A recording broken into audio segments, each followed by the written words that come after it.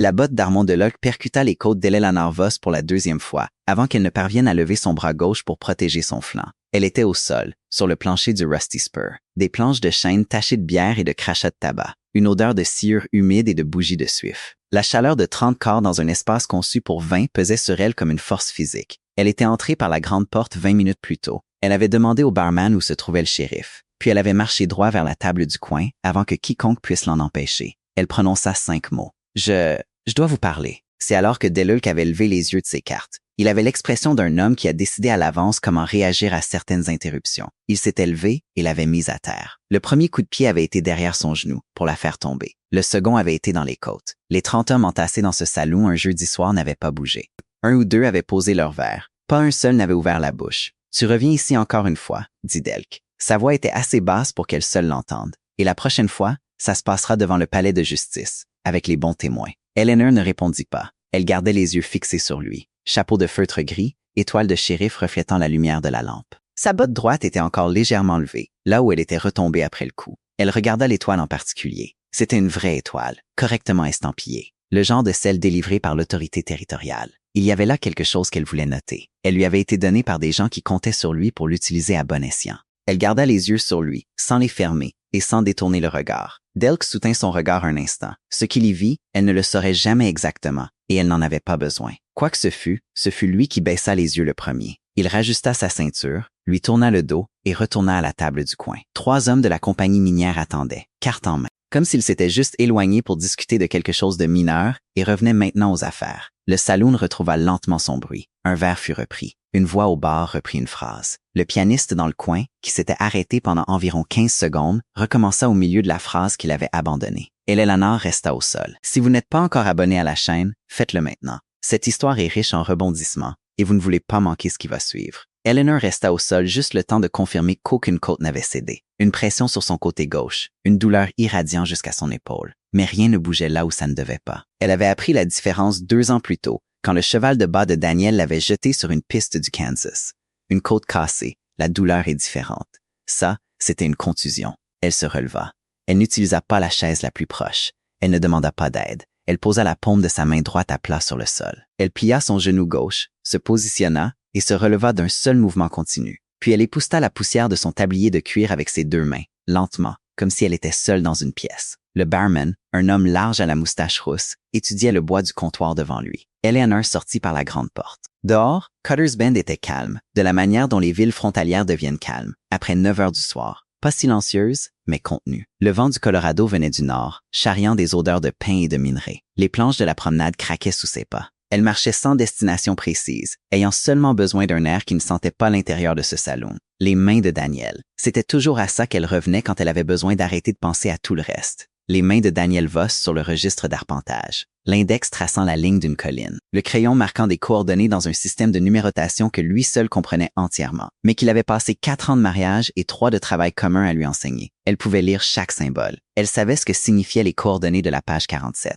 Elle savait ce qu'il y avait dans la concession minière qu'il avait légalement enregistrée au bureau des terres de Cutter's Bend en mars 1881. 2 mois avant de mourir de la fièvre typhoïde dans une cabane à 18 miles de la ville. Le registre avait disparu, tout comme l'enregistrement. Il lui avait fallu 18 mois pour retrouver où les deux se trouvaient. Harmon Delk s'était acheté le poste de shérif 4 mois après la mort de Daniel. L'agent des terres précédent était mort de cause naturelle. C'est ce que le journal local avait rapporté. Et Delk avait nommé un remplaçant qui lui rendait directement des comptes. Dans les dossiers du nouvel agent, le propriétaire de la concession minière était la Cutter's Bin Mining and Extraction. Elle était enregistrée à Denver, avec la participation non divulguée de partenaires locaux. Eleanor était arrivée à Cutter's Bend il y a 3 jours. Elle avait essayé de parler au bureau des terres, au juge de paix, à l'avocat le plus proche, qui était à 40 miles de là. Elle était entrée dans le saloon ce soir-là parce que Delk y était. Parce que c'était le seul endroit où elle pouvait l'atteindre sans passer par le mur d'obstacles qu'il avait construit autour de lui en 2 ans. Et maintenant, elle était dehors avec 2 côtes contusionnées et le registre toujours dans le coffre-fort. Elle s'arrêta à l'angle de Main Street et de la route de la Poste. Elle resta un moment à regarder les planches de la promenade.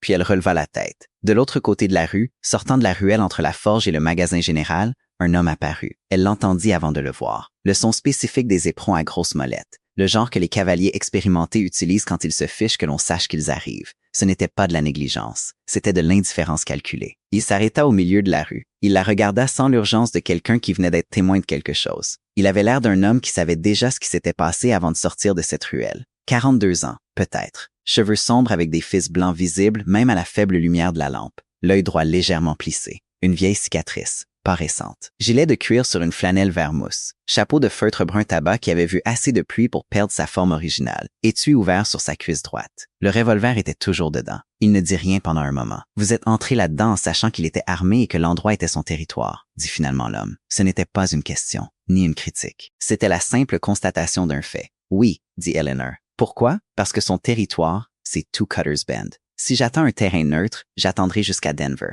Il l'étudia quelques secondes de plus, puis dit Cal Mercer, Eleanor Voss. Il hocha la tête une fois, comme si le nom confirmait quelque chose qu'il soupçonnait déjà. Puis il enleva son chapeau, passa une main dans ses cheveux et le remit. Avez-vous un endroit où dormir ce soir? L'hôtel de Bisolano, s'il lui reste une chambre. C'est le cas. Il se mit à marcher vers l'hôtel à côté d'elle, mais sans présumer de sa compagnie. Il se tenait à un pas d'écart, à une allure qu'elle pouvait abandonner à tout moment. Ne retournez pas au Rusty Spur sans me prévenir d'abord. Vous prévenir comment? Je serai tout prêt. Eleanor le regarda. Il regardait droit devant lui. Pourquoi attendriez-vous? Parce que j'étais dans cette ruelle quand Delk vous a mis à terre, dit Cal. Et je ne suis pas intervenu parce qu'intervenir à ce moment-là aurait détruit 6 semaines de travail. Vous méritez de savoir ça avant de décider si vous voulez avoir une conversation avec moi. Elle analysa cela en marchant. La douleur dans ses côtes pulsait à chaque pas. Que voulez-vous de Delk? Ce que vous voulez de Delk m'intéresse en premier. Le registre d'arpentage de Daniel. Il prouve le titre de propriété d'une mine d'argent que Delk a transféré illégalement à une compagnie minière après la mort de Daniel. Cal ne répondit pas immédiatement. Ils atteignirent la porte de l'hôtel. Il la tint ouverte, non pas avec une galanterie de façade, juste comme le fait quelqu'un qui est plus près de la porte. Entrez, dit-il.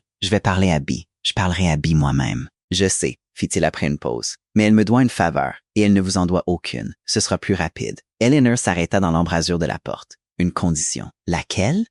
Je ne quitte pas Cutter's Bend. Quel que soit votre plan, quoi que vous ayez besoin de moi, je reste ici jusqu'à ce que ce registre soit entre mes mains. Si c'est un problème, trouvez quelqu'un d'autre. Cal la regarda. Son œil droit légèrement plissé donnait l'impression de quelqu'un qui calcule des angles. Ce n'est pas un problème, dit-il. Eleanor entra. Bisolano avait une 50aine d'années. Son âge se voyait moins sur son visage que dans la rapidité avec laquelle elle analysait une situation. Elle vit Eleanor, vit Cal 2 pas derrière. Elle vit la façon dont Eleanor protégeait son côté gauche sans s'en rendre compte. Sans un mot, elle alla au comptoir, prit une clé du crochet numéro 6 et la plaça dans la main d'Eleanor. Chambre au fond, dit Bee. La fenêtre donne sur la rue Landoff, se verrouille de l'intérieur. Une pause. De l'eau chaude dans 20 minutes si vous en voulez. J'en veux, dit Eleanor. Merci. Bee hocha la tête, puis regarda Cal avec une expression qui contenait toute une conversation à laquelle Eleanor n'avait pas accès. Cal fit un geste minimal du menton. Plus tard, la chambre 6 avait des murs en planches peintes dans ce qui avait été autrefois du blanc. Un matelas qui penchait légèrement vers la droite. Un bureau en pin avec un tiroir qui fermait et la fenêtre. Et Eleanor alla à la fenêtre avant de faire quoi que ce soit d'autre. Elle donnait sur la rue latérale. De là, elle pouvait voir en biais la façade du bureau des terres. Une lumière était allumée à la fenêtre du 2e étage. Quelqu'un travaillait tard ou quelqu'un avait oublié de l'éteindre. Elle testa le loquet de la fenêtre, confirma qu'il fonctionnait. Puis elle alla à la porte et fit de même avec la serrure principale. Ensuite, elle s'assit sur le bord du lit et laissa la douleur exister pendant 1 minute entière, sans rien faire pour la combattre. Daniel avait choisi ce territoire en 1880.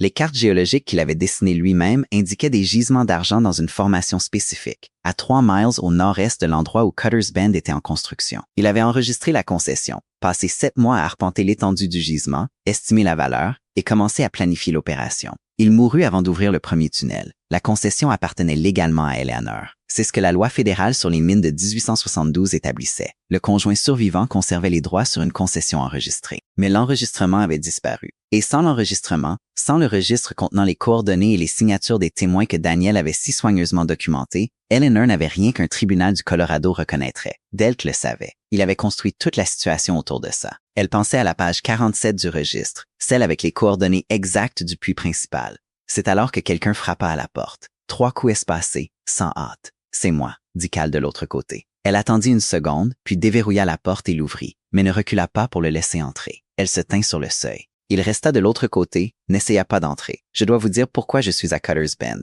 Vous pouvez le dire de là. » Il prit une inspiration. « J'ai un mandat d'arrêt fédéral contre Delk. Détournement de fonds et falsification de documents officiels. C'est ce que nous avons pu prouver jusqu'à présent. Mais le mandat seul ne suffit pas à garantir qu'il soit jugé au lieu d'être transféré dans un district où il a des protections. » Une pause. « Le registre de votre mari, s'il contient ce que vous dites, constitue un 2e cas de falsification de documents. 2 cas documentés changent la classification du crime. Ils changent le tribunal compétent et la probabilité d'une condamnation. » Eleanor le regarda fixement. « Vous avez autant besoin du registre que moi. » Oui. Et vous vouliez trouver quelqu'un qui savait où il se trouvait avant d'agir? Oui. C'est pour ça que vous n'êtes pas entré dans le saloon. C'est pour ça que je ne suis pas entré dans le saloon. Elle resta là un instant. Du couloir venait l'odeur de l'eau chaude que Bee avait promise. Que savez-vous sur le registre que je ne sais pas encore? Qu'il est dans le coffre-fort du bureau des terres, pas dans les dossiers. Delk le garde à part parce qu'il sait ce qu'il vaut. Une pause. Et que dans 48 heures, il partira avec un envoi de documents pour Denver, pour y être incinéré. Procédure standard pour les archives obsolètes. C'est ce que l'agent remplaçant a déclaré lors de la dernière réunion municipale.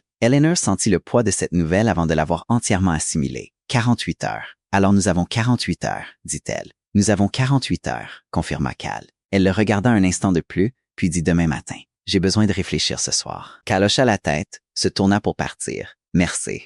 Il s'arrêta. La prochaine fois que j'entrerai dans un endroit où se trouve Delk, dit-elle, vous ne serez pas dans la ruelle. Une longue pause. D'accord, dit-il. Elle ferma la porte et déverrouilla de nouveau la fenêtre. Elle regarda la lumière au deuxième étage du bureau des terres jusqu'à ce qu'elle s'éteigne, à 11h40 du soir. Otto Graves était le barbier de Cutter's Bend depuis avant que la ville n'ait ce nom. Il avait perdu Louis à 32 ans à cause d'une fièvre que le médecin le plus proche avait diagnostiquée trop tard. Dans les années qui suivirent, il avait développé une capacité à lire sur les lèvres que les clients de l'autre côté de sa vitrine oubliaient souvent. La plupart des habitants de Cutter's Bend l'avaient oublié. C'était, comme Eleanor le comprendrait plus tard, précisément la raison pour laquelle il était encore en vie. Elle le découvrit le lendemain matin par accident. Elle était devant la boutique du barbier, attendant l'ouverture du magasin général voisin. Elle repassait en revue ce qu'elle savait et ce dont elle avait encore besoin. 3 jours à Cutter's Bend, 2 tentatives au bureau des terres, toutes 2 des impasses. Une conversation avec le juge de paix, qui avait regardé le mur derrière sa tête pendant les 4 minutes où elle avait parlé. Une nuit sur le sol du Rusty Spur, avec 2 côtes contusionnées et une image plus claire de la façon dont Delk avait maintenu le contrôle de cette ville pendant 2 ans. Pas seulement par la violence, mais par la combinaison spécifique de la violence et de l'épuisement. Il faisait en sorte que chaque approche ait un coût, jusqu'à ce que les gens décident que le jeu n'en valait pas la chandelle. Elle n'avait pas encore pris cette décision, mais elle avait besoin de quelque chose de nouveau. Otto était à l'intérieur de sa boutique, affûtant des rasoirs, la fenêtre ouverte. Il observait la rue comme les hommes qui n'entendent pas prennent l'habitude de le faire. Pas passivement, mais avec l'attention concentrée de quelqu'un dont la principale source d'information est l'apparence du monde, plutôt que ses sons. Elle le vit la regarder. Ses yeux bougèrent comme le font des yeux qui se posent sur quelque chose d'attendu. Pas de surprenant. Puis il regarda le bureau des terres, de l'autre côté de la rue. Puis il la regarda de nouveau. Pas de pitié, pas de curiosité. L'expression de quelqu'un qui détient une information depuis longtemps et vient d'identifier la personne à qui elle appartient. Elle entra. La boutique du barbier sentait le rhum de laurier, le cuir à rasoir et la chaleur particulière d'une pièce où un poêle à bois brûlait doucement toute la journée. Otto posa le rasoir quand elle entra. Non pas parce qu'il avait entendu la porte, mais parce qu'il avait vu un reflet dans le miroir qu'il gardait incliné vers l'entrée, précisément à cet effet.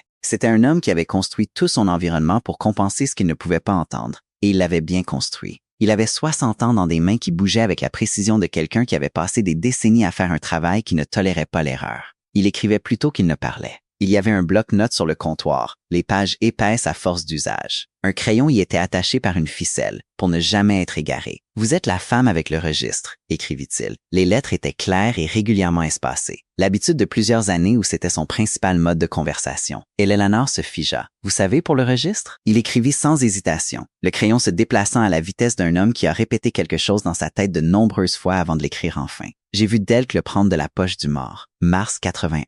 J'étais à la fenêtre. Il ne m'a pas vu parce que je ne fais pas de bruit quand je regarde. La lumière du matin entrait par la fenêtre du barbier et s'étalait sur le comptoir. Eleanor regarda ses mots, puis la fenêtre qu'il avait indiquée, celle qui donnait en biais sur la rue du bureau des terres. Celle où, elle le comprenait maintenant, il se trouvait un matin, 2 ans plus tôt, quand les affaires d'un mort étaient distribuées selon les priorités de quelqu'un d'autre. « Vous l'avez vu prendre le registre de mon mari », dit-elle. « Je l'ai vu, et j'ai vu ce qu'il a dit ensuite à l'homme avec lui. Ça règle le problème de la veuve. » Elle posa ses 2 mains sur le bord du comptoir, sentit le grain du bois sous ses paumes. Elle laissa le poids de ce qu'elle venait de lire s'installer avant de dire quoi que ce soit d'autre. Ces 5 mots, ça règle le problème de la veuve, lui apprirent 3 choses simultanément. Que Delk était au courant de la concession avant la mort de Daniel, pas après. Que la disparition du registre n'était pas opportuniste, mais planifiée. Et qu'elle avait fait partie du calcul depuis le début, une variable à neutraliser plutôt qu'un obstacle rencontré par accident. « Seriez-vous prêt à dire ça à un juge ?» dit-elle. Otto ne répondit pas immédiatement. Il la regarda avec l'attention soutenue de quelqu'un habitué à lire l'intention plutôt que le ton. Puis il prit le bloc-notes et écrivit lentement, chaque mot délibéré. « Ça dépend de qui garantit les juges et Delk. J'y travaille, » dit Eleanor. Il soutint son regard un long moment. L'évaluation d'un homme qui avait survécu 2 ans en sachant quelque chose de dangereux, en faisant attention à qui il le confiait. Quoi qu'il ait vu sur son visage, ce fut apparemment suffisant. Il écrivit « Le coffre-fort du bureau des terres utilise une serrure à 4 disques de marque Sargent & Greenleaf. J'ai vu Delk l'ouvrir 2 fois par la fenêtre du haut quand le vent était bon. La combinaison commence à gauche. » Eleanor lut ces mots 2 fois. La fenêtre du haut de la boutique du barbier donnait sur le 2e étage du bureau des terres, sous un angle qu'elle n'aurait pas remarqué depuis la rue. 2 ans à regarder, 2 ans à attendre que la bonne personne passe. « Merci, dit-elle. » Otto reprit son rasoir et se tourna vers le cuir. La conversation était terminée, comme se terminaient les conversations avec Otto Graves. Pas par une formule de politesse, mais par le simple fait qu'il retournait à son travail. Comme si l'échange avait été une transaction conclue à la satisfaction mutuelle et qu'il n'y avait rien d'autre à ajouter. Elle trouva Cal sur le porche arrière de l'hôtel à 7h30 du matin. Il avait une tasse de café manifestement froid et une carte de Cutter's Bend étalée sur la balustrade. Il la regarda arriver et lut quelque chose dans sa posture avant qu'elle ne dise quoi que ce soit. « Qu'avez-vous trouvé? » dit-il. Elle lui parla d'Otto, de ce qu'il avait vu depuis la fenêtre de sa boutique, de ce qu'il avait écrit sur la serrure. Elle lui raconta tout dans l'ordre où ça s'était passé, sans faire de commentaires. Elle avait remarqué au cours des 12 dernières heures que Cal traitait l'information comme les arpenteurs traitent le terrain. Il construisait l'image séquentiellement, du sol vers le haut, plutôt qu'à partir de la conclusion. Quand elle eut fini, il plia la carte avec le soin méthodique de quelqu'un qui traite les outils avec respect, quelle que soit l'urgence. Il la posa sur la balustrade, regarda la cour. « Ça change ce que j'avais prévu pour ce soir? » dit-il. « Qu'aviez-vous prévu? » Accès par le toit, en passant par la réserve à l'arrière, jusqu'au 2e étage. Il le dit sans drame, de la manière dont quelqu'un décrit un itinéraire qu'il a déjà parcouru dans sa tête suffisamment de fois pour qu'il ait perdu sa qualité de danger et soit devenu purement logistique. Approche plus lente, plus de risque de bruit. Une pause. La combinaison du coffre nous donne une entrée par le rez-de-chaussée à la place. Plus rapide pour entrer, plus rapide pour sortir. Il y a toujours un problème, dit Eleanor. Je dois entrer pendant la journée pour confirmer exactement où se trouve le coffre dans l'arrière-salle. Si nous y allons à l'aveugle ce soir, nous ajoutons une variable dont nous n'avons pas besoin.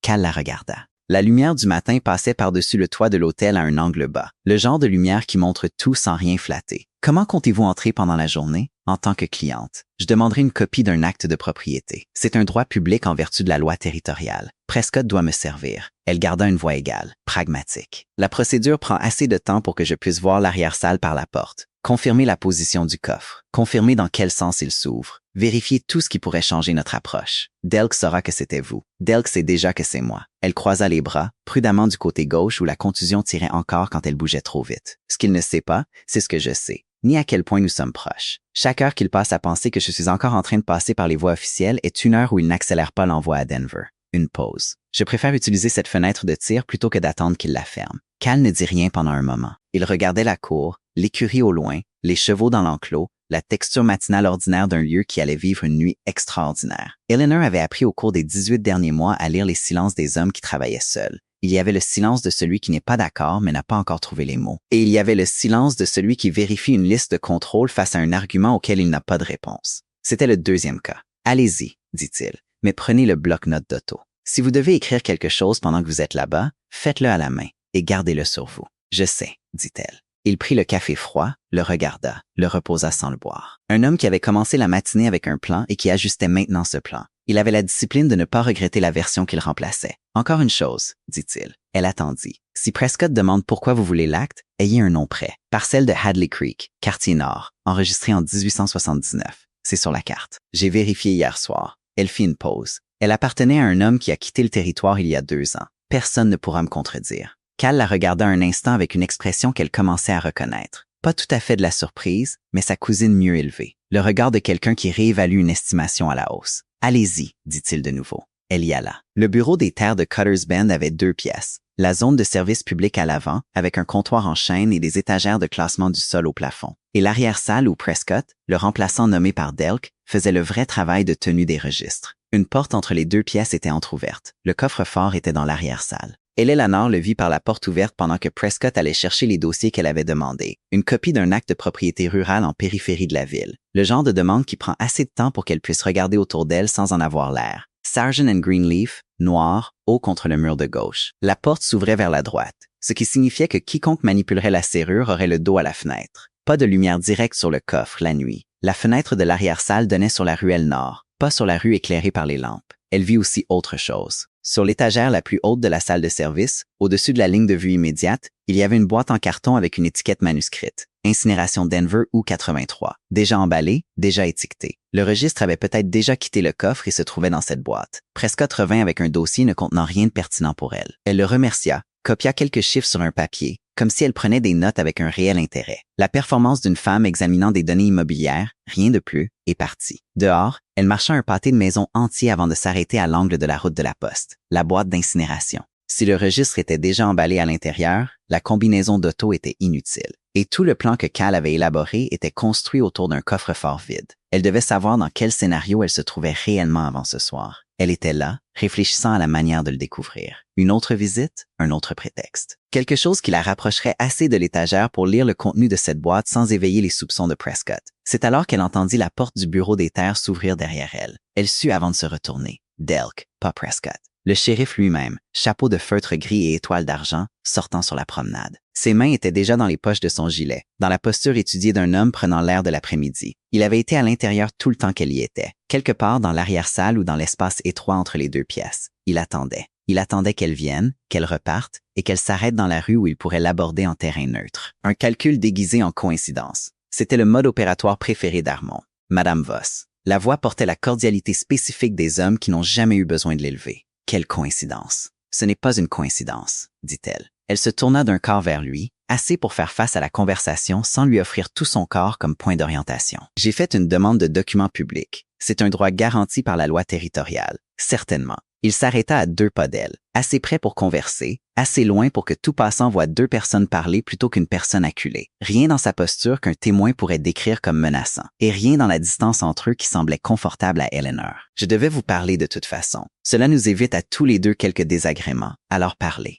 Il la regarda un moment avec l'expression qu'elle avait appris à reconnaître comme son expression d'évaluation. Il mesurait l'écart entre ce qu'il attendait d'elle et ce qu'il obtenait. Elle ne se comportait pas comme une veuve à 3 jours d'une campagne ratée était censée se comporter. Cette divergence semblait être une chose qu'il était encore en train de calibrer. Vous traversez manifestement une période difficile, dit-il. La perte de votre mari, les incertitudes financières qui s'ensuivent. C'est une situation difficile pour n'importe qui. Il laissa cela en suspens un moment. J'ai un réel intérêt à voir les gens de ce territoire traités équitablement. C'est une responsabilité de ma fonction. Eleanor ne dit rien. Elle observait la façon dont il l'observait. Je suis en mesure de faire une offre raisonnable, continua-t-il, pour mettre fin à toute confusion concernant une propriété que votre mari aurait pu laisser dans un état peu clair. Une somme qui vous donnerait un nouveau départ confortable ailleurs, sans avoir besoin d'efforts supplémentaires de part et d'autre. Combien? Dit-elle. La rapidité de sa question le surprit. Il s'attendait à plus d'approches avant la question, plus de négociations sur la forme avant le contenu. Il se reprit en moins d'une seconde. 250 $ en espèces, disponibles aujourd'hui. Eleanor le regarda un moment. Le soleil de l'après-midi était à un angle qui mettait son visage en pleine lumière et le sien dans une ombre partielle, projetée par le bâtiment derrière elle. Elle avait choisi de s'arrêter à ce coin avant qu'il ne sorte. Elle ne le savait pas à ce moment-là, mais debout ici maintenant, elle reconnaissait l'avantage accidentel. « Combien vaut la mine? » dit-elle.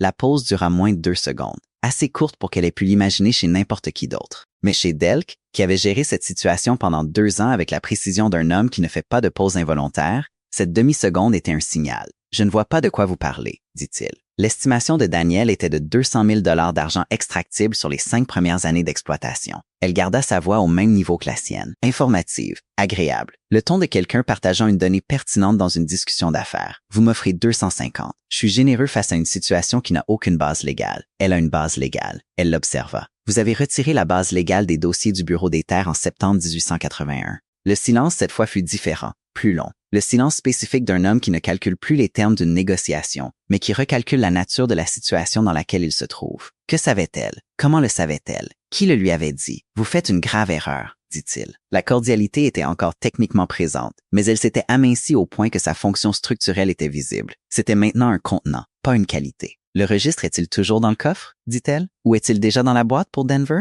Une seconde complète, où ses yeux restèrent absolument immobiles, ses mains ne bougèrent pas, et l'expression de son visage ne changea pas, et tous les autres éléments de son corps restèrent composés. C'était la confirmation. Si le registre avait été dans la boîte d'incinération, la question aurait produit un autre type de réaction. La réaction de quelqu'un entendant une accusation qui ne porte pas parce qu'elle vise la mauvaise cible. Ce qu'elle avait vu à la place, c'était la réaction de quelqu'un dont l'emprise sur un objet spécifique venait d'être nommée à voix haute. « Bonsoir, Madame Voss », dit-il. Il retourna dans le bureau des terres sans la regarder de nouveau. Eleanor resta un moment sur le coin de la rue après son départ. La rue était la même qu'avant sa sortie. La route de la poste, le magasin général, le bruit du cheval de quelqu'un au poteau d'attache, un demi-pâté de maison plus loin. Tout était pareil et tout était différent. Car elle savait maintenant que le registre était toujours dans le coffre. Et Delk savait qu'elle savait qu'il l'avait. Ce qui signifiait que la fenêtre de temps entre maintenant et le moment où il déciderait de le déplacer se mesurait en heures, pas en jours. Le registre était dans le coffre. Ils avaient cette nuit. Elle trouva Cal et Bee ensemble dans le petit salon arrière de l'hôtel à son retour. Bee tenait une lettre jaunie à la main et avait une expression qui mêlait une colère contenue à quelque chose de plus ancien, de plus posé. « Vous devez vous asseoir », dit Bee à Eleanor.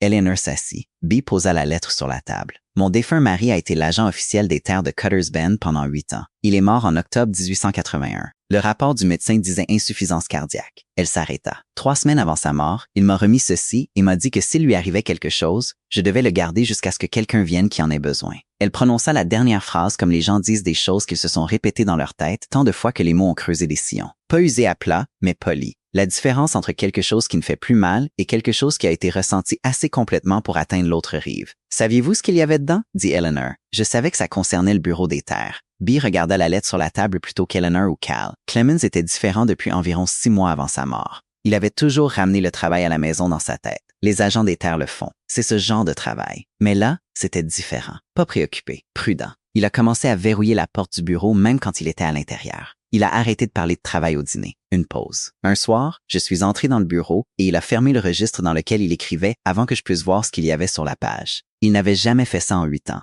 Eleanor regarda la lettre sur la table. Dehors, un cheval bougea dans la rue. La cloche du forgeron sonna 2 fois. Il m'a dit une fois, continua Bee, qu'il y a des choses qu'on peut forcer un homme à faire et des choses qu'il peut refuser. Et que la différence entre un homme qui survit et un homme qui ne survit pas, c'est de savoir dans quelle catégorie chaque chose se situe avant qu'on ne le lui demande. Elle prit la lettre. Je pense qu'il pensait que garder ceci était dans la 2e catégorie, la catégorie du refus. Une pause. Je pense qu'il avait raison. Elle la reposa sur la table et la fit glisser vers Eleanor. La lettre était manuscrite sur du papier officiel du Bureau des terres. Le papier à rayures que les bureaux fédéraux utilisaient à cette époque, avec la date imprimée en en-tête et le numéro de dossier en marge. L'écriture de Clément Solano était petite et penchée vers la droite. L'écriture d'un homme qui avait passé des décennies à copier des registres à la main et avait développé une compression naturelle pour économiser de l'espace. Il décrivait en détail technique un transfert de concession minière qui avait été enregistré dans le livre de registre minier numéro 3 de Cutter's Bend, puis retiré. Pas effacé, pas barré, mais physiquement retiré. Les pages avaient été détachées assez soigneusement pour ne laisser que le fil de papier dans la reliure. Le retrait avait eu lieu sur instruction explicite d'un représentant qui s'était identifié comme autorisé par la Cutter's Bend Mining and Extraction. Le nom du représentant était noté séparément, d'une écriture différente, comme s'il s'agissait d'un ajout. H. Delk. Clemens avait copié le registre original de mémoire, pas le texte complet, mais les données critiques, date de dépôt, numéro de concession, coordonnées de référence, nom du propriétaire, nom des témoins, numéro de protocole. Il l'avait copié avant de détruire le brouillon que Delk lui avait demandé de signer, confirmant que les pages n'avaient jamais existé. Eleanor lut la lettre 2 fois. La 2e fois, elle la lut plus lentement, laissant chaque donnée s'installer à l'endroit où elle se connectait à quelque chose qu'elle savait déjà. La date de dépôt correspondait exactement au voyage de Daniel à Cutter's Bend. Les coordonnées de référence étaient dans un système de notation qu'elle reconnaissait. Pas le système de Daniel, mais la notation territoriale standard qui aurait été utilisée dans l'enregistrement officiel. Daniel l'avait ensuite transcrite dans sa propre sténographie dans le registre. Les noms des témoins étaient ceux de 2 hommes qu'elle ne connaissait pas, mais dont la présence confirmait que Daniel avait fait cela correctement, avec des documents, avec des corroborations. Il avait tout fait correctement. Tout lui avait été fait par la suite. Elle posa la lettre. Cal regardait le document avec l'expression de quelqu'un qui avait construit une affaire avec des briques d'argile et venait de recevoir du granit. 2 registres indépendants avec le même nom, dit-il, plus pour lui-même que pour la pièce. La lettre de B et le registre ensemble constituent un schéma documenté. Ce n'est plus un incident isolé. Ce n'est plus un incident isolé, répéta Eleanor. C'est une opération systématique. Pour un procès fédéral, dit Cal, la différence entre un crime et un schéma est la différence entre une amende et une peine. Il regarda B. Seriez-vous prête à présenter ceci à un juge? Je suis prête à faire plus que ça, dit B. Je suis prête à raconter tout ce que Clemens m'a dit dans les années avant sa mort. Que l'homme qui avait ordonné la falsification revenait sans cesse au bureau des terres pour s'assurer qu'aucune copie n'existait. Que Clemens avait peur de dormir la fenêtre ouverte. Une pause. Que Clemens ne croyait pas être mort d'une insuffisance cardiaque. La pièce devint silencieuse. Dehors, Cutter's Bend continuait avec ses bruits d'après-midi. Des chevaux, la cloche du forgeron, des voix lointaines. L'intérieur du salon de l'hôtel de Bee Solano était séparé de tout cela par un silence qui avait son propre poids. Alors nous avons 2 documents, dit finalement Eleanor. La lettre de Bee et le registre de Daniel. Et 2 témoins oculaires, Otto et Crest. Une pause. Pour un juge itinérant qui passe par ici demain. Pour un juge itinérant qui passe par ici demain, confirma Cal. B plia la lettre avec le soin de quelqu'un qui sait qu'il plie quelque chose qui ne peut être déplié et replié de nombreuses fois. De quoi avez-vous besoin de moi ce soir? Restez ici, dit Cal, et gardez la lettre en sécurité. La lettre sera en sécurité, dit B. Je suis moins certaine pour le reste. L'après-midi passa avec la lenteur spécifique du temps qui est dépensé, pas vécu. Eleanor resta dans la chambre 6 pendant 2 heures après avoir quitté le salon, avec le bloc-notes d'auto en main et la lampe baissée assez bas pour ne pas créer de silhouette contre la fenêtre. Elle reconstituait de mémoire les coordonnées de la page 47 du registre de Daniel. Elle avait vu cette page tant de fois que la séquence était gravée quelque part entre la mémoire visuelle et le muscle. Daniel écrivant, Daniel expliquant le système de numérotation qu'il avait développé pour économiser de l'espace sur les pages. Elle le copiant dans ses propres carnets pour apprendre la méthode. 4 ans de mariage, 3 de travail commun, 8 mois d'expédition où elle avait été à la fois compagne et assistante de terrain. Elle connaissait ses coordonnées mieux que l'adresse de n'importe quel endroit où elle avait jamais vécu. Elle les écrivit sur le bloc-notes, les vérifia par rapport à ce qu'elle savait de la topographie régionale, la formation de quartzite que Daniel avait identifiée comme l'indicateur géologique, la ligne de drainage saisonnière qu'il avait cartographiée comme référence de terrain. Puis elle fit quelque chose qu'elle n'avait pas prévu de faire. Elle continua d'écrire, pas seulement les coordonnées. Toute la méthodologie que Daniel avait développée pour lire cette formation spécifique, les gradations de couleur du sol qu'il avait notées, les changements d'altitude qui correspondaient à la profondeur de la veine, la façon dont un groupe particulier de chênes broussailleux à la limite nord-est marquait le bord de la zone d'extraction viable du gisement. Elle écrivit pendant 40 minutes. Quand elle s'arrêta, le bloc-notes contenait 12 pages de notes de sa propre main, denses et précises. Le genre de documentation qui permettrait à quelqu'un d'autre de commencer le travail à partir de zéro si nécessaire. Elle plia la page des coordonnées 4 fois et la glissa à l'intérieur de la doublure de sa botte droite, sous la cheville. Les 11 pages restantes, elle les glissa dans la poche intérieure de son manteau. Si le registre était détruit avant qu'il ne l'atteigne, ses coordonnées existeraient toujours. Si les coordonnées étaient perdues, la méthodologie existerait toujours. Si elle était retirée de Cutter's Bend avant le matin, les notes seraient sur sa personne. Elle se demandait s'il y avait une 4e couche de redondance à laquelle elle n'avait pas pensé quand un coup à la porte interrompit le fil de ses pensées. Pas la séquence convenue. Un coup normal de quelqu'un qui ne dissimulait pas sa visite. Cal. Elle déverrouilla la porte. Il entra et elle vit immédiatement que quelque chose avait changé au cours des 2 dernières heures. Pas son expression. Son visage était aussi impassible que d'habitude. Mais la qualité particulière d'immobilité qu'il portait avait légèrement changé. L'immobilité de quelqu'un qui gérait un calcul et venait d'ajouter une nouvelle variable. 2 des hommes de la compagnie minière étaient à l'écurie de B cet après-midi, dit-il. Il ne s'assit pas. Il resta près de la fenêtre, regardant la rue latérale en bas. Ils sont partis au bout de 20 minutes sans rien acheter, sans demander aucun service. Un avertissement, dit-elle. Un avertissement. Il se détourna de la fenêtre. Delk est en train de décider si la situation a dépassé le point où vous gérez vos efforts. Le mot « gérer » atterrit dans la pièce avec tout son poids. C'est ce que les 3 derniers jours avaient été pour Delk, un problème de gestion. Une veuve qui n'avait pas compris l'allusion de la disparition de l'enregistrement de son mari, qui s'était présentée dans sa ville, était entrée dans un saloon, avait absorbé une démonstration physique de son autorité et se promenait encore dans Cutter's Bend le lendemain matin en posant des questions. Elle se demanda à quel moment il avait cessé de la voir comme une nuisance et avait commencé à la voir comme une menace. Probablement lors de la conversation sur le trottoir, quand elle avait posé des questions sur le coffre. « Combien de temps? » dit-elle. « Moins que je ne le préférerais. » Il quitta la fenêtre pour la chaise près du bureau. Il s'assit. C'était nouveau. Il était entré et sorti de sa chambre 2 fois auparavant et ne s'était assis aucune des 2 fois. Cela signifiait que la conversation allait être plus longue. Si quelque chose tourne mal ce soir, vous ne m'attendez pas ici. Vous prenez la lettre de B et les coordonnées et vous allez directement au bureau de poste. Tout est adressé avant que je ne parte ce soir. Tout est documenté. Et vous? Je gère. Elle le regarda un moment. La lampe était toujours basse, plongeant la pièce dans une pénombre qui rend les gens moins blindés qu'en pleine lumière. Vous avez témoigné contre votre propre département, dit-elle. Il ne confirma ni ne nia immédiatement. Il la regarda avec la même attention qu'il accordait à tout, minutieuse, sans hâte. Je ne vous accuse de rien, dit-elle. C'est ce qui est logique. Le mandat est réel. Le soutien institutionnel ne l'est pas. Personne ne vous a envoyé avec du soutien parce que le département profite de l'arrestation de Delk et profite également du fait que le processus ne soit jamais examiné de trop près. Une longue pause à l'extérieur. Un cheval bougea dans la cour de l'écurie. La flamme de la lampe vacilla légèrement dans un courant d'air. Il y a des gens qui veulent que cette affaire soit résolue, dit finalement Cal, et des gens qui veulent qu'elle soit résolue d'une manière qui aboutisse à une condamnation sans soulever de questions. Ce ne sont pas les mêmes choses. Il regardait le mur du fond plutôt qu'elle. J'ai décidé il y a un moment que je ne pouvais pas faire les 2. Alors, vous faites celui qui compte. Je fais celui qui est vrai. Une légère correction, non pas de son argument, mais de son cadre. Savoir si ça compte dépend de comment se passera cette nuit. Eleanor réfléchit à cela. Il y avait une sorte de précision dans sa façon de parler qu'elle reconnaissait chez Daniel. Pas la précision de la prudence, mais celle d'un homme qui pensait que la différence entre assez proche et exact valait le mot supplémentaire. Danielle avait passé des années à lui apprendre à voir cette différence dans les données géologiques. Elle la comprenait maintenant dans d'autres contextes. « J'irai avec vous ce soir », dit-elle. « Eleanor, si le registre est dans la boîte d'incinération et pas dans le coffre, dit-elle avant qu'il ne puisse terminer son objection. Vous ne saurez pas ce que vous cherchez. L'écriture de Danielle est spécifique. Le registre a une tache de café sur le dos et un coin inférieur gauche plié. Et des initiales gravées sur la couverture qui ne se lisent pas comme des initiales si on ne sait pas ce qu'on regarde. Elle fit une pause. Le système de numérotation des pages qu'il utilisait ne ressemble pas à des numéros de pages pour quiconque ne l'a jamais vu. Vous pourriez tenir le bon livre et ne pas le savoir. Cal ne dit rien. Et deux personnes sortent plus vite qu'une seule personne portant un objet inconnu, continua-t-elle. Vous portez le registre. Je passe devant. Si Delk attend dehors, il vous voit en premier. Et j'ai le temps de changer de direction et d'amener la lettre de B au bureau de poste, peu importe ce qui se passe ensuite. Le silence dura assez longtemps pour qu'elle entende, de quelque part dans la rue, le son du piano du saloon commençant sa performance nocturne. Les trois mêmes accords répétés. Le pianiste n'était pas tout à fait sûr du quatrième. « D'accord », dit Cal. Il se leva, alla à la porte, s'arrêta. « Vous avez dit plus tôt que vous aviez besoin de réfléchir ce soir. »« J'ai réfléchi », dit-elle. Il ouvrit la porte et partit.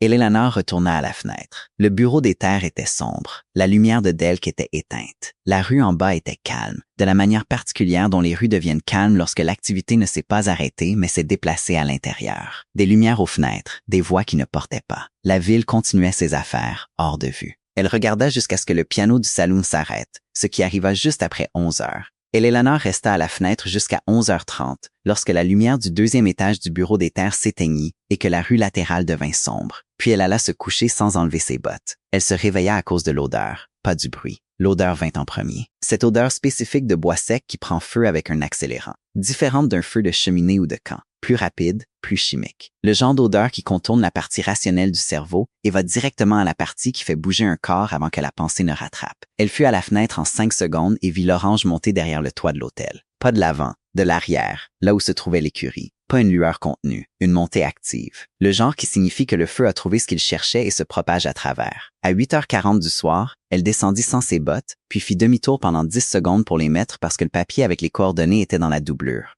Elle sortit par l'arrière de l'hôtel à une allure qui n'était pas tout à fait de la course. Elle avait fait assez de travail de terrain avec Danielle pour savoir qu'on ne court pas vers un feu sans savoir dans quoi on court. L'arrière-cour était éclairée d'une lumière orange émouvante. Le mur arrière de l'écurie avait complètement disparu, et le feu s'attaquait maintenant au toit, testant le bois sec d'été des poutres. L'odeur était celle du foin qui brûlait, dense et douce, superposée à l'odeur chimique et âcre de l'accélérant en dessous. Deux odeurs qui n'allaient pas ensemble. Cal était déjà là. Il n'avait pas couru non plus. Il était arrivé en marchant vite, avec un seau dans chaque main qu'il avait pris dans la cuisine de l'hôtel. Il avait évalué la situation, le temps qu'il avait fallu à Eleanor pour traverser la cour. 3 autres hommes qu'elle reconnut comme des voisins de l'hôtel avaient formé une chaîne de seaux depuis le puits latéral. Il se passait l'eau de main en main dans l'efficacité silencieuse des gens qui font quelque chose parce que ça doit être fait. Cal s'inséra dans la chaîne sans discussion, sans prendre les commandes, sans exiger que quiconque le reconnaisse. Il trouva la place où la chaîne avait besoin d'une autre personne et devint cette personne. B était à l'entrée de l'écurie, ne paniquant pas, travaillant. Elle avait ouvert la porte du premier box et sortait le cheval avec l'autorité assurée de quelqu'un qui a déjà géré des animaux effrayés.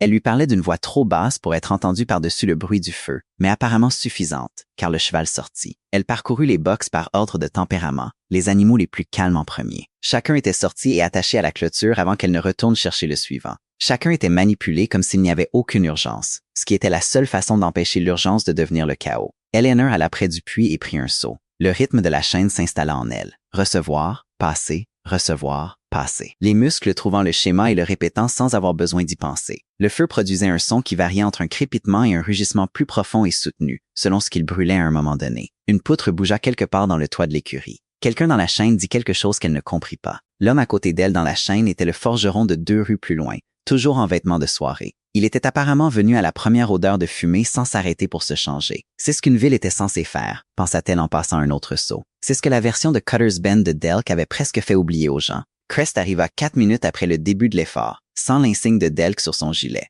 Elle remarqua cela avant de remarquer quoi que ce soit d'autre à son sujet. Il l'avait enlevé à un moment donné entre ici et l'endroit où il se trouvait quand le feu avait commencé, où il était parti sans, et dans les 2 cas, c'était une déclaration qui ne nécessitait pas d'élaboration. Il trouva la place dans la chaîne de seaux, s'y inséra et ne dit rien. Ils maîtrisèrent le feu en 38 minutes. Le mur arrière avait disparu. Du bois carbonisé, la poutre apparente calcinée. Un trou de 2 pieds de large et 5 pieds de haut, là où le foin avait été empilé contre l'extérieur. Le toit avait tenu, mais de justesse. 2 des traverses étaient visiblement compromises et devraient être enlevées avant que la structure ne soit sûre à utiliser. Le reste de l'écurie avait survécu. Les 6 chevaux de Bee étaient attachés au poteau de la clôture, en rang, agités, les naseaux encore dilatés, mais indemnes. Bee se tenait près du mur arrière en ruine lorsque le dernier seau fut vidé et que les braises ne faisaient plus que siffler au lieu de crépiter. Elle regarda les dégâts avec l'expression de quelqu'un qui fait un calcul dont elle connaît déjà la réponse. Puis elle passa la manche de son tablier sur son front. 3 semaines de revenus de l'hôtel, dit-elle. Au moins, dit Cal. Alors il vaut mieux que ça en vaille la peine. Aucun d'eux ne précisa ce que valoir la peine signifiait. Il n'en avait pas besoin. Crest était à côté d'Eleanor quand elle s'éloigna de la chaîne de seau. Le feu avait fait sortir les gens et la cour était plus pleine qu'auparavant. Des voisins se tenaient en petits groupes, regardant la structure, parlant à voix basse comme des gens qui assimilent quelque chose qui n'était pas tout à fait un désastre, mais qui en avait été assez proche pour laisser le même résidu. Personne ne regardait spécifiquement Eleanor et Crest. Le feu était encore la chose que les gens regardaient. « J'ai vu qu'il l'a allumé », dit Crest. Il garda sa voix au niveau de quelqu'un qui parle en privé dans un lieu public. Pas un murmure, juste en dessous de la portée. Les 2 mêmes hommes qui étaient à l'écurie de Bee cet après-midi, ceux de la compagnie minière. Eleanor le regarda. Il avait 28 ans, et il avait l'air ce soir d'une manière qui n'avait rien à voir avec l'âge, et tout à voir avec une décision qui avait clairement été prise pendant les 40 minutes à passer des seaux. Le genre de décision qui ne peut être prise que lorsque vos mains sont occupées à autre chose et que votre esprit est enfin assez calme pour être honnête avec lui-même. Témoignerez-vous de cela? Dit-elle. Une seule inspiration et expiration. Je témoignerai sur l'incendie, sur ce que je sais des registres du Bureau des terres, sur ce que Delk m'a ordonné de faire et d'ignorer au cours des 2 dernières années. Il regarda le trou dans le mur de l'écurie, pas elle. Sur la conversation qu'il a eue avec moi la semaine après la mort de l'ancien agent des terres, quand il m'a expliqué quel serait mon rôle à Cutter's Bend à l'avenir. Sur les choses que j'ai faites parce qu'il me l'a dit. Une pause qui contenait quelque chose qui n'était pas exactement du regret. Quelque chose de plus proche de l'inconfort spécifique d'un homme qui a porté un fardeau et a finalement décidé de le déposer devant quelqu'un. Tant que je ne témoigne pas devant quelqu'un qu'il peut atteindre. Le juge itinérant passe demain, dit Eleanor. Le circuit doux. Harrison Boyle. Je sais. Boyle.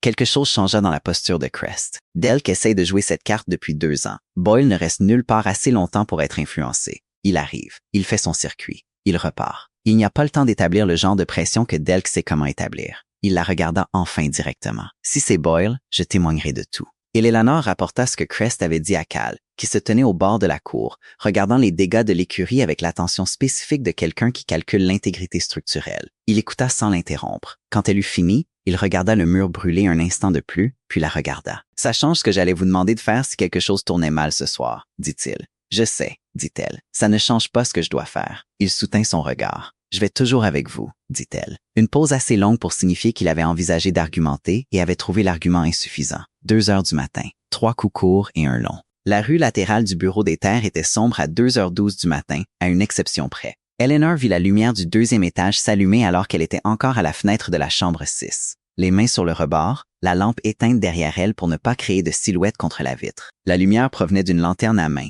plus faible et plus mobile qu'une lampe. Le cercle de lumière se déplaçait sur le mur d'une manière qui indiquait que quelqu'un se déplaçait dans la pièce avec un but précis. 2h12 du matin. Il a avancé son programme. Elle frappa la séquence sur le mur, 3 courts, un long, et entendit Cal bouger dans la chambre voisine en 10 secondes. Elle avait ses bottes et son manteau quand il frappa à la porte. Ils sortirent par l'arrière de l'hôtel sans parler. La ruelle arrière sentait la cendre froide et le bois humide de l'écurie brûlée. Toute la ville s'était rendormie après l'incendie. L'épuisement collectif de gens qui avaient dépensé de l'énergie à combattre quelque chose qu'ils n'avaient pas demandé à combattre. Crest était dans la ruelle nord, appuyé contre le mur du forgeron, les bras croisés. Il était sans manteau malgré le froid. Il était sorti rapidement. « Il est là-dedans », dit Crest quand ils arrivèrent. La lumière s'est allumée, il y a 21 minutes. Une pause. Seul, mais il a apporté le sac. Cal et Eleanor se regardèrent. « Il fait ses bagages pour partir ce soir », dit Eleanor. Pas comme une hypothèse, comme une conclusion. La rencontre sur le trottoir cet après-midi avait accéléré le calendrier de Delk. Il avait compris qu'elle en savait plus qu'elle ne l'avait laissé paraître. Et il avait compris qu'attendre jusqu'à demain, c'était attendre trop longtemps. « Crest », dit Cal, la voix au même niveau bas que tout le monde. « Tu restes à l'entrée principale. Personne n'entre. Personne ne sort avant que je ne sorte. S'il apparaît à l'avant avant moi, tu dis que tu as entendu du bruit dans la ruelle nord et que tu es allé voir. » Crest hocha la tête une fois. Compris. Eleanor. Cal la regarda. « Tu passes la première par la fenêtre. J'entre derrière. Tu vas directement à l'étagère du haut dans la salle de service avant. Je sais où aller, dit-elle. Ils y allèrent. La fenêtre de l'arrière-salle était à 4 pieds et demi du sol, atteignable et plus basse qu'Eleanor ne l'avait calculé lors de sa visite matinale, ce qui rendait l'escalade plus facile. Cal passa le premier, testant le rebord avant d'y mettre son poids, et le bois ne fit aucun bruit car il était sec et assez vieux pour avoir perdu son élasticité. Eleanor suivit, plaçant ses pieds au même point qu'il avait utilisé. Et quand elle entra dans l'arrière-salle, l'odeur fut la première chose. Vieux papier, encre, lampe à pétrole, et sous tout cela, autre chose du cuir. Le registre de Daniel était dans cette pièce. La lanterne de Delk était dans le couloir, pas dans l'arrière-salle. La lumière sous la porte était stable. Il avait posé la lanterne quelque part et travaillait avec les deux mains libres. Cal s'immobilisa, écouta. Le son traversait clairement la fine porte en bois. Des disques qui tournent. La cadence de quelqu'un qui connaît une combinaison par cœur et exécute la séquence à la vitesse de l'habitude.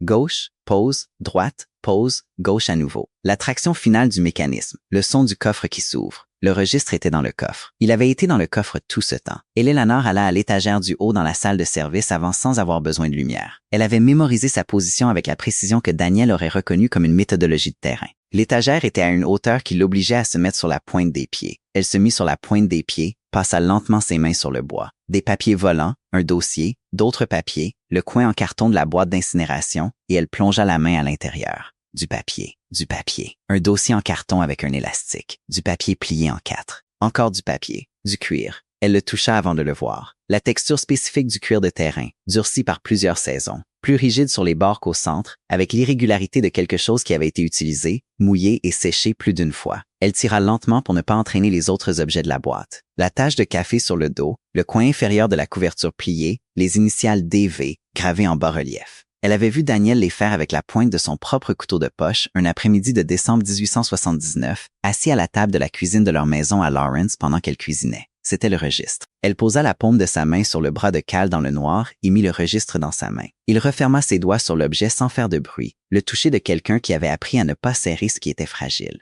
Pendant une seconde, ils furent tous les deux complètement immobiles. Le registre était entre eux. La lumière de la lanterne du couloir formait une ligne sous la porte. Le bruit des pas de Delk s'approchait de l'autre côté de cette porte. Pas pressé, juste déterminé. Les pas d'un homme finissant une tâche et passant à la suivante. Eleanor sentit son propre cœur battre dans ses côtes contusionnées d'il y a 4 nuits. Elle respira à travers la douleur, ne bougea pas, et attendit que la main de Cal confirme qu'il tenait bien le registre. C'était le cas. Du couloir, le son du coffre changea. Ce n'était plus le son de l'accès, mais celui de la fermeture. Delk vérifiait que le contenu était tel qu'il l'avait laissé, puis des pas s'approchant de la porte. Eleanor et Cal retournèrent à la fenêtre dans le même ordre qu'ils étaient entrés. Elle d'abord, Cal derrière, avec le registre sécurisé contre sa poitrine avec son bras gauche et sa main droite libre. Quand les pieds d'Eleanor touchèrent le sol de la ruelle nord, elle marchait déjà, pas en courant. Courir attire l'attention, contrairement à marcher d'un pas décidé. Ils parcoururent un demi-pâté de maison avant d'entendre la voix de Delk depuis l'avant du bureau des terres. Contrôlée, basse, appelant un nom.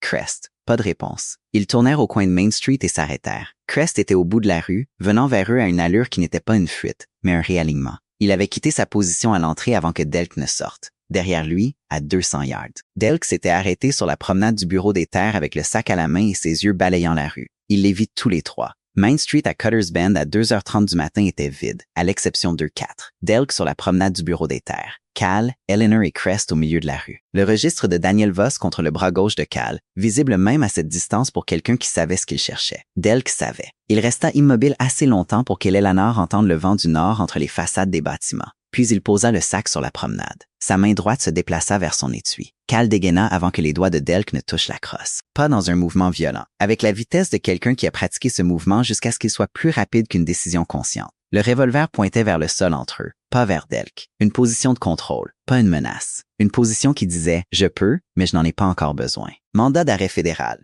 dit Cal, sa voix au même niveau que n'importe quelle autre déclaration de fait. Émis par le département de la justice, district du Colorado. Harmon, vous êtes en état d'arrestation pour détournement de fonds et falsification de 2 documents gouvernementaux documentés. Le silence qui suivit avait la qualité spécifique du silence qui précède une décision irréversible. Eleanor resta immobile. Crest resta immobile. Delk regarda le revolver de Cal. Puis Crest, qui n'avait pas bougé un muscle vers son propre étui. Puis Eleanor, le registre contre le bras de Cal, la rue vide derrière eux. « Ça ne tiendra pas », dit-il. La cordialité avait disparu de sa voix, mais le contrôle restait. Le contrôle de quelqu'un qui calcule encore. « Ça tiendra pour un juge itinérant », dit Eleanor. Harrison Boyle. demain, dans cette ville. Une pause plus longue cette fois, le calcul visible sur le visage de Delk. Pas dans le sens d'une expression ouverte, mais dans le sens d'yeux bougeant de millimètres alors qu'il passait en revue les scénarios. Delk dégainant contre le mandat fédéral de Cal et 2 témoins dans la rue. Delk fuyant avec la certitude que le mandat fédéral le suivrait. Delk se rendant avec la petite mais existante chance que ses avocats de Denver puissent trouver une issue de procédure. Il retira lentement sa main de l'étui, puis baissa les 2 bras le long de son corps et resta immobile. Le juge Harrison Boyle arriva à Cutter's Bend à 10 heures du matin dans un buggy à 2 places aux roues couvertes de poussière du Colorado. Il avait fait le circuit 16 fois en 4 ans et reconnu Cutter's Bend par le paysage avant de voir le panneau.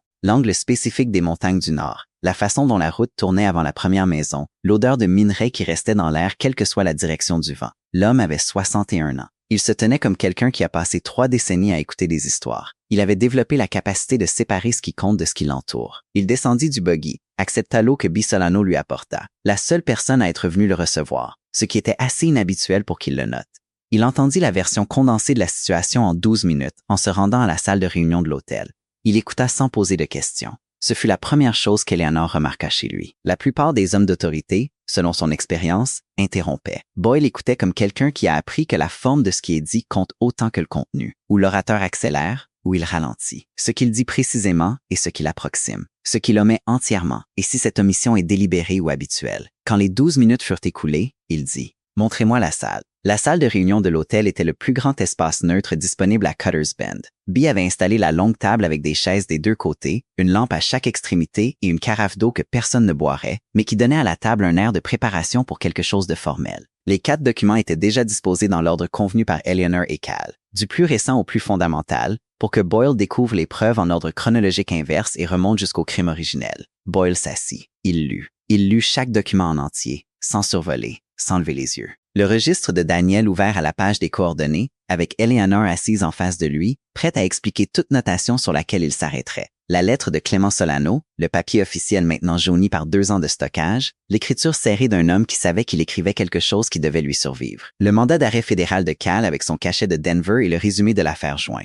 La déclaration écrite de Crest, signée en lettres capitales soignées d'un homme qui ne voulait aucune ambiguïté sur ce qu'il affirmait. Il lut la déclaration d'Otto 2 fois, puis il regarda les gens autour de la table. Eleanor, Cal, Bee, Crest, Otto à côté du voisin venu pour interpréter, ses mains calmes sur la table devant lui, et Judith vint dans le coin, carnet ouvert mais stylo bouché, observant plutôt qu'écrivant. La femme dans le coin, dit Boyle. Correspondante pour l'Abilene Chronicle, dit Judith, la voix égale. Vous êtes ici en tant qu'observatrice. Je suis ici en tant qu'observatrice, confirma-t-elle. Boyle l'étudia un moment. Le regard spécifique d'un homme décidant si une présence est une complication ou simplement un fait. Puis il hocha la tête une fois et regarda la porte. « Faites entrer Prescott », dit-il. Prescott attendait dans le couloir depuis 8 heures du matin, soit 2 heures complètes avant l'arrivée du juge. Il avait été convoqué par un messager de Cal la veille au soir, avec un mot qui ne contenait aucune menace et ne nécessitait aucune réponse, seulement 1 heure et un lieu. Le fait qu'il soit venu 2 heures en avance et ait attendu sans se plaindre était une sorte de déclaration en soi. Il entra avec l'air d'un homme qui avait passé la nuit à décider quelque chose et était en paix avec sa décision, sinon avec ses conséquences.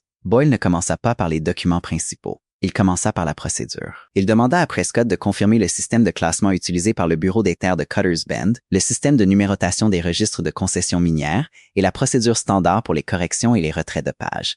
Prescott répondit à chaque question avec précision et complétude. Les réponses de quelqu'un qui avait décidé que la précision était maintenant sa meilleure option disponible. Il décrivit clairement le système. Puis Boyle lui demanda d'ouvrir le livre de registre minier numéro 3 à la section correspondant à mars 1881. Prescott posa le livre sur la table. Les pages de mars 1881 étaient absentes. La reliure montrait le fil de papier où elles avaient été attachées puis détachées avec plus de soin que de hâte. Pas déchirées, retirées. Boyle regarda le vide un moment sans le toucher, puis regarda Prescott.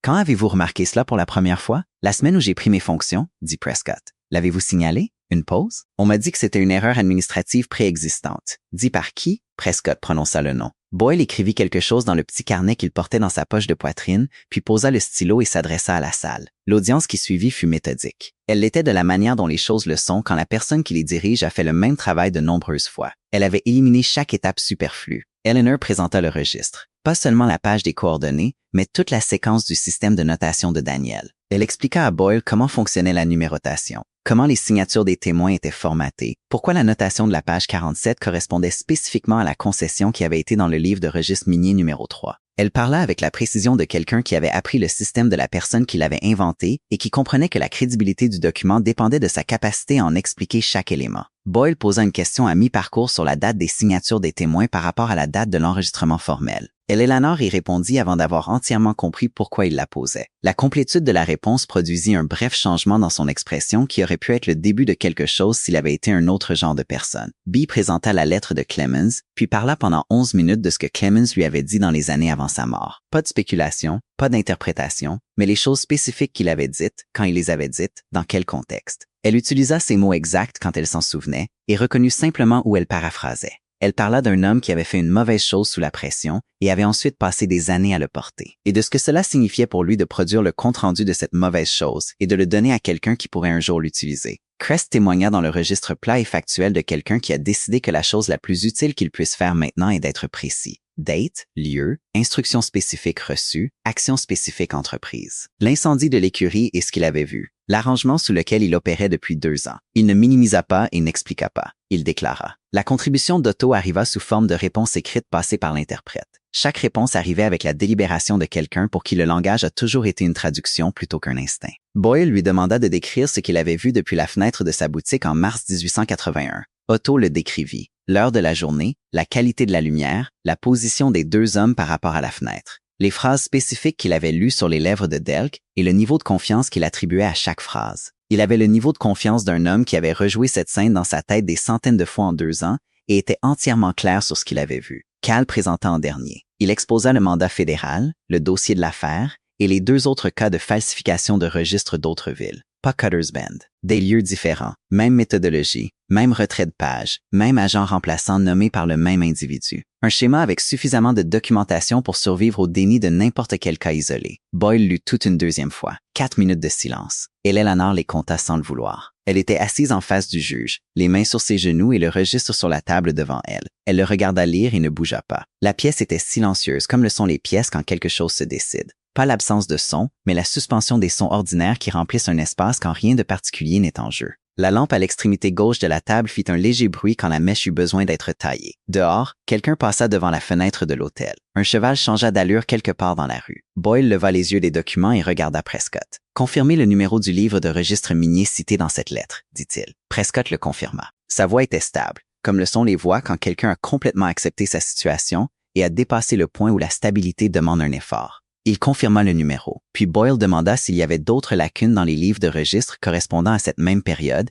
et Prescott dit qu'il y en avait 2 et les nomma. Boyle écrivit dans son carnet pendant environ 1 minute. Le grattement du stylo dans la pièce silencieuse avait la qualité de quelque chose qui devenait permanent. Puis il prit son stylo, ouvrit le formulaire de registre officiel que son greffier avait préparé et le signa à 12h37 de l'après-midi. Eleanor regarda le stylo bouger. Elle avait vu des choses être faites à des registres officiels pendant 18 mois. Des enregistrements effacés, des documents retirés, le fait légal d'une chose rendue inexistant. Elle n'avait pas vu un stylo bouger sur du papier dans l'autre sens jusqu'à ce moment. C'était un mouvement plus petit qu'elle ne l'avait prévu. Une signature, une date, un sceau du greffier de Boyle, la propre contre-signature du greffier. Tout l'appareil de la reconnaissance légale compressé en 40 secondes de mouvement silencieux dans une salle de réunion d'hôtel à Cutter's Bend, Colorado. La concession minière enregistrée par Daniel Voss en mars 1881 était légalement transférée à Eleanor Voss en tant qu'épouse survivante. L'article 4 de la loi fédérale sur les mines de 1872 fut cité. La date des faits était la date du dépôt initial, pas la date de l'audience, ce qui signifiait que la propriété légale avait existé continuellement depuis 1881 et n'avait jamais été légitimement interrompue. Cette distinction comptait. Et Eleanor comprit pourquoi sans avoir à y penser. La concession avait toujours été la sienne. Ce qui s'était passé aujourd'hui avait simplement levé l'obstacle qui empêchait ce fait d'être reconnu. Le travail de Daniel n'avait pas eu besoin d'être recommencé. Il avait seulement eu besoin d'être découvert. Elle regarda le registre sur la table devant elle. La page 47 était toujours visible, les coordonnées toujours là, de la main de Daniel. Il s'était assis dans une pièce pas si différente de celle-ci. Un comptoir de bureau des terres, une lumière de fin d'après-midi, un greffier avec un stylo. Il avait enregistré ce qu'il avait construit, croyant que le papier protégerait ce que le sol contenait déjà. Il n'avait pas eu tort. Il avait simplement été en avance. Delk serait transféré à Denver le lendemain matin, sous la garde de Cal. L'affaire fédérale serait jugée en octobre. Judith Vint déboucha son stylo, nota l'heure de la signature en chiffres précis et regarda Eleanor. « Puis-je publier maintenant? » dit-elle. « Vous pouvez? » dit Eleanor. Judith hocha la tête et partit avant qu'un autre mot ne soit dit. Elle avait une date limite et elle avait été assez patiente. L'hôtel devint silencieux à 3 heures de l'après-midi, avec la rapidité spécifique des lieux où beaucoup de choses se sont passées et qui ont maintenant besoin de silence pour traiter ce qui s'est passé. Bee était sorti à l'écurie. Crest était allé au bureau des terres. Boyle l'avait nommé autorité temporaire jusqu'à ce que Denver désigne un remplaçant. C'était une ironie spécifique que Crest avait acceptée avec l'expression de quelqu'un qui reconnaît l'ironie et l'accepte quand même. Otto était retourné à sa boutique. Boyle était remonté dans son buggy et avait continué son circuit vers la ville suivante, à 12 miles à l'est. Son emploi du temps n'était pas interrompu parce qu'il venait d'être résolu. Judith Vin était partie vers Abbey Lane sur le cheval le plus rapide qu'elle ait pu louer en ville. Eleanor traversa le hall vide de l'hôtel et sortit sur le porche arrière. Elle avait besoin d'air, et elle avait besoin de ne pas être dans une pièce où quelque chose venait de se passer. Cal était déjà là. Il avait le registre de Daniel ouvert sur ses genoux, assis sur la seule chaise à l'extrémité du porche. Le soleil de l'après-midi passait par-dessus la ligne du toit à un angle qui signifiait que la journée avait dépassé son milieu, mais n'était pas encore sur son déclin. Il ne lisait pas le registre. Il regardait la page des coordonnées, la page 47.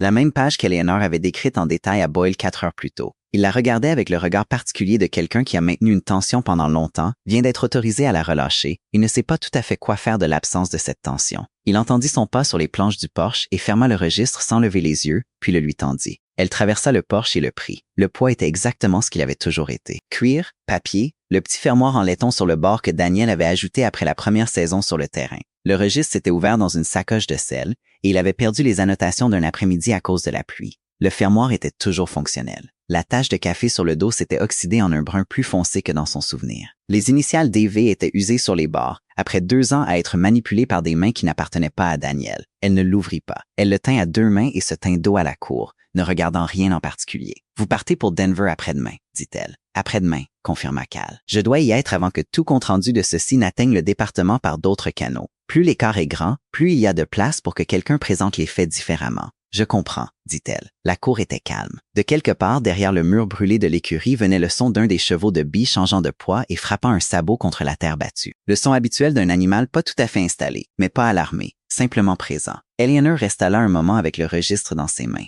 Elle se permit de ressentir tout le poids des 4 derniers jours, ce qu'elle ne s'était pas permis de ressentir pendant ces 4 jours, car ressentir les choses complètement a tendance à ralentir une personne à des moments inopportuns. La nuit sur le sol du Rusty Spur, les côtes contusionnées, la fenêtre de la chambre 6 et la lumière dans le bureau des terres, l'écriture d'Otto, soignée et petite, le visage de Bee quand elle avait posé la lettre sur la table, le silence spécifique de la boîte d'incinération quand elle avait enfin touché le dos du registre dans le noir. Daniel avait enregistré cette concession en mars 1881. Il s'était assis à un comptoir de bureau des terres, probablement en fin d'après-midi, d'après la façon dont il avait décrit le voyage dans sa dernière lettre. Il était arrivé à Cutter's Bend après-midi et était allé directement déposer sa demande avant la fermeture du bureau. Il avait décrit cela comme une formalité. Le vrai travail est déjà fait, avait-il écrit. Le papier ne fait que rattraper. Il ne savait pas alors que quelqu'un ferait un jour disparaître le papier. Il avait fait confiance au système, comme les gens font confiance au système avant de comprendre comment ils peuvent être utilisés contre eux. Elle avait passé 18 mois à apprendre cette leçon pour pouvoir la défaire. « Que ferez-vous de la mine? » dit Cal.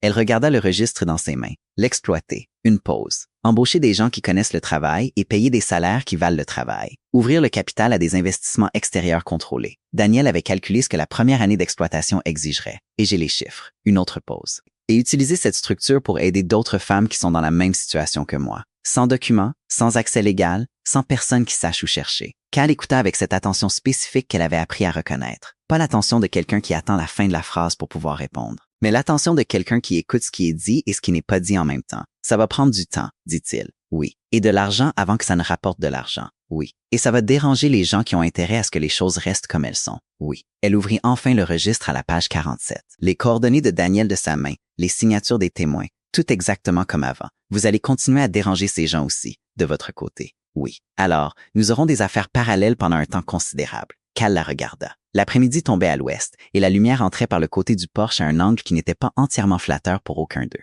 mais qui rendait visible ce qui avait été visible tout le temps pour quiconque avait prêté attention. Il y eut un long moment où aucun d'eux ne parla. La cour derrière l'hôtel était ordinaire, comme le sont les cours après qu'un grand événement s'est produit. Les mêmes poteaux de clôture, le même sol, le même mur d'écurie brûlé. Tout était inchangé, et tout était en quelque sorte altéré en poids. Eleanor avait déjà remarqué ce phénomène. Le monde ne se réorganise pas pour correspondre à ce qui s'est passé à l'intérieur. Il reste exactement comme il était, et vous oblige à porter le changement vous-même. Elle portait des changements depuis 2 ans. Elle devenait meilleure à ça. Vous nommez quelque chose, dit-il. Je nomme ce qui existe déjà, dit-elle. Je ne demande rien. Je n'attends rien. Je suis juste précise sur ce qui se passe, parce que Daniel m'a appris que des coordonnées imprécises font perdre un temps que nous n'avons pas. Cal resta immobile un moment, puis dit « C'est la déclaration la plus honnête que j'ai jamais entendue. Ça marche pour les cartes et ça marche pour tout le reste. » Elle ferma le registre. « Vous allez à Denver. Je reste ici et j'ouvre la mine. Quand vous reviendrez de Denver, vous saurez où me trouver. » Il fit une pause assez longue pour signifier quelque chose. « Je saurai où vous trouver, » dit-il. Elle souleva la tasse de café de la balustrade. Il y en avait une là depuis le matin, laissée trop tôt et complètement froide. Comme pour porter un toast à quelque chose qui n'avait pas besoin de nom parce que ça avait déjà assez de poids. Cal fit de même avec la tasse qui était restée oubliée sur son genou.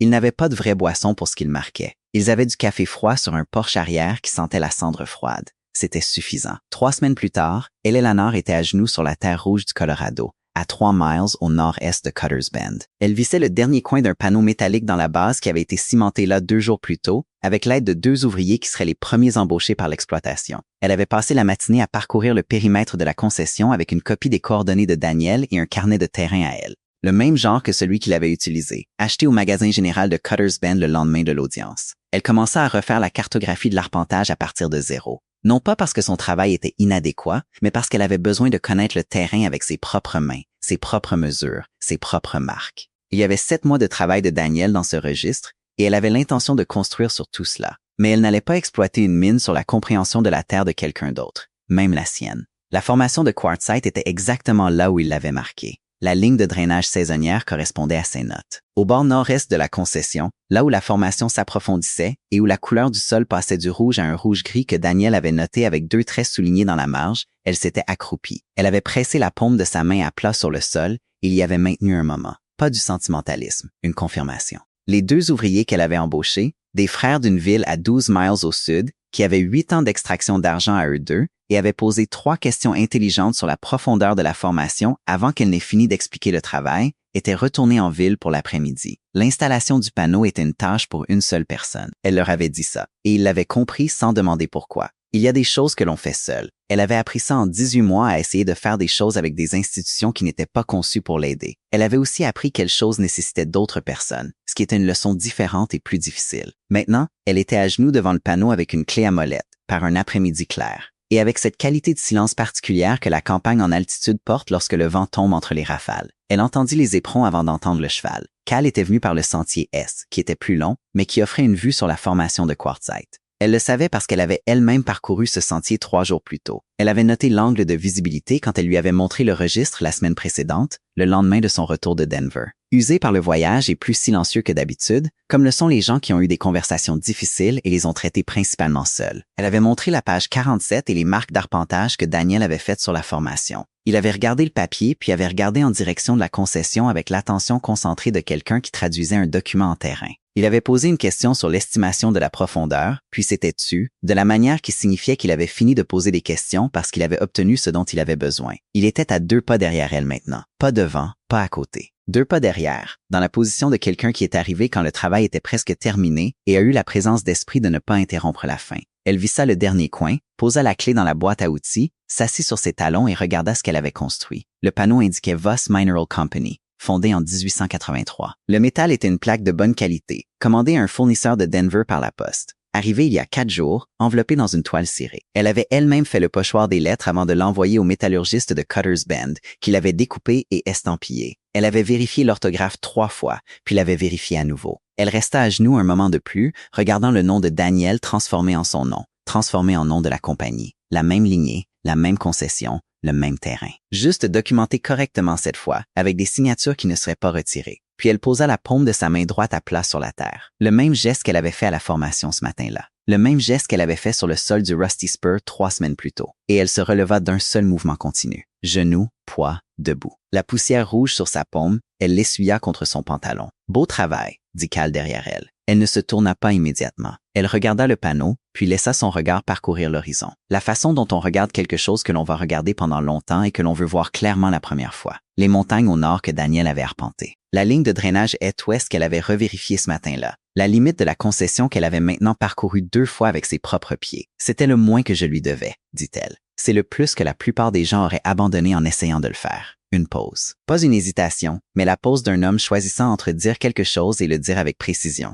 J'ai vu des gens abandonner des causes plus simples avec de meilleures chances de réussir. Elle se tourna. Cal était là où il s'était arrêté. À 2 pas en arrière, son chapeau de feutre brun tabac à la main plutôt que sur la tête. Elle avait appris à comprendre ce geste au cours des 3 dernières semaines. Ce n'était pas de la courtoisie au sens conventionnel. C'était le retrait d'une barrière entre son visage et ce qu'il regardait. Il le faisait quand il voulait voir quelque chose sans aucune interférence, y compris le bord de son propre chapeau. Il avait l'air différent de l'homme qu'elle avait rencontré dans une rue sombre à l'extérieur du Rusty Spur 3 semaines plus tôt. Pas différent dans les aspects superficiels. Il portait le même manteau, le même gilet, les mêmes bottes avec les mêmes éperons. Différent dans la façon dont une personne a l'air quand elle a cessé de se préparer à quelque chose. Quand la chose à laquelle elle se préparait s'est soit produite, soit a été décidée, et que la préparation n'est plus nécessaire. « Vous êtes allé à Denver », dit-elle. « Je suis allé à Denver et je suis revenu. Et je suis revenu. » Une pause qui avait une qualité différente de ses pauses habituelles. De l'attente plutôt que du calcul. Le procès aura lieu en octobre. Ils auront besoin de mon témoignage, et probablement du vôtre. Je serai à Denver en octobre, dit-elle. Ce n'est pas un problème. Je ne pensais pas que ça le serait. Elle le regarda un moment. Comment s'est passé Denver?